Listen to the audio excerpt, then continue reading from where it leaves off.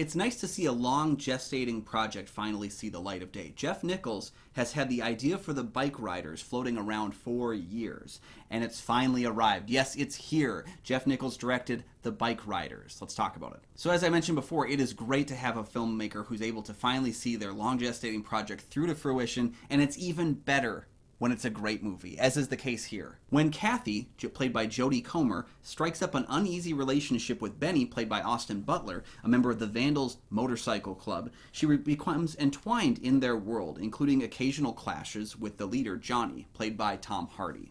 As their story is captured through interviews with photographer Danny Lyon, the Vandals MC slowly evolves from a friendly club for riding enthusiasts into a violent criminal gang. So to be completely honest, none of the marketing material for the Bikeriders really pulled me in. It seemed the tone and intensity that Nichols was aiming for clashed with his visual aesthetic, which seemed to pull me out of the 1960s perception of bikers instead of the actuality. I'm happy to report that I was indeed wrong. As the Vandals MC evolved with the shifting of the times, that visual aesthetic makes minute but effective changes to actually accurately reflect that evolution.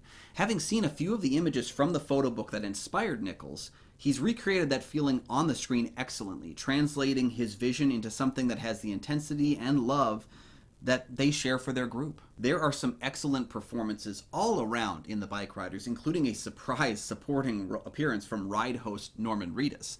But this is Jodie Comer's movie, and we're all just living with it. She captures Kathy with an incredible vocal performance and the kind of range that allows her to maintain a strained relationship with the Vandals and even her husband, as the push and pull of the club's hold on him further forms a dividing line. Comer completely disappears into this role, further proving that she's one of the most versatile performers working today. But then there's also Austin Butler, who also proves his versatility as well with Benny. And when you consider the run that he's been on in recent years, with films like Once Upon a Time in Hollywood, Elvis, and even this year's Dune Part 2, it's impossible to even guess where Butler will go next. His performance as Benny pulls the confidence of previous characters and the charm of Elvis mixed with that hard edge of assured intensity that his work with Tarantino and Villeneuve brought forth. And Nichols has the right soundtrack going here, with songs that would be popular for the time but not overused in films to represent the time period. It's familiar without being musical cliches. The music, combined with some truly excellent cinematography from frequent collaborator Adam Stone, has perfectly encapsulated the world that I believe Nichols was aiming for. So in summation, The Bikeriders is a confidently made drama filled with strong performances, in fact some of my favorites from the year thus far, with an assured director at the helm.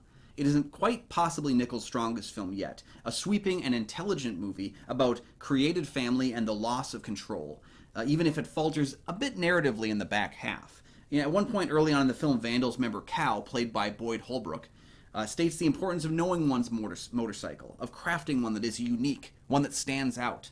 The Bikeriders is very much that, built from a bunch of known parts, well crafted, creating something truly unique and worthy in the process. I give the film a 4 out of 5. You can check out all of my film reviews, including a written version of this review, over at goatfilmreviews.com.